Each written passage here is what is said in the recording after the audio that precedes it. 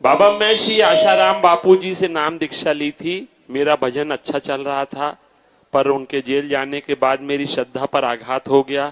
हाँ, ये बाहरी बात है।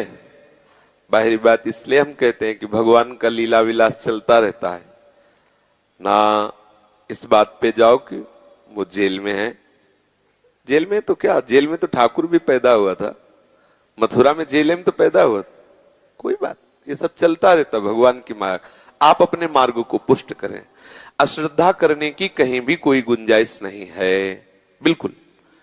भगवान अपने आप से अपने आप में खेलते हैं। हमें ये भावना करनी है कि आसाराम मेरे राम है, मेरे ठाकुर हैं।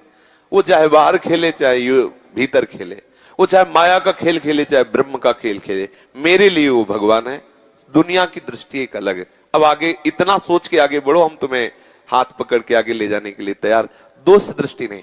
अगर कहीं भी दोष दृष्टि होगी तो हम आगे नहीं बढ़ पाएंगे। ये हमारी शर्त है। हम चलें कि मेरे भगवान आपका लीला विलास हो, अब मुझे आप आगे बढ़ाना चाहते हो, मैं इधर चलता हूं। मेरी दृष्टि में जब तक दोष कहीं भी रहेगा तो अपने प्रभु के ही ऊपर दोष है। हमारा मार्ग है भगवत प्राप्ति का, इसलिए हम कहीं भी दोष ना देखें। मेरे भगवान का विलास है, वो जेल में रहे चाहे जेल के बाहर रहे। बड़ा विचित्र लीला बिहारी है। देवकी वसुदेव जी है, ऐसे हथकड़ी बेड़ी पड़ी है और आप प्रकट हो रहे हैं। भगवान का भक्त होके जेल में कि कम भक्त है क्या देवकी वसुदेव जी?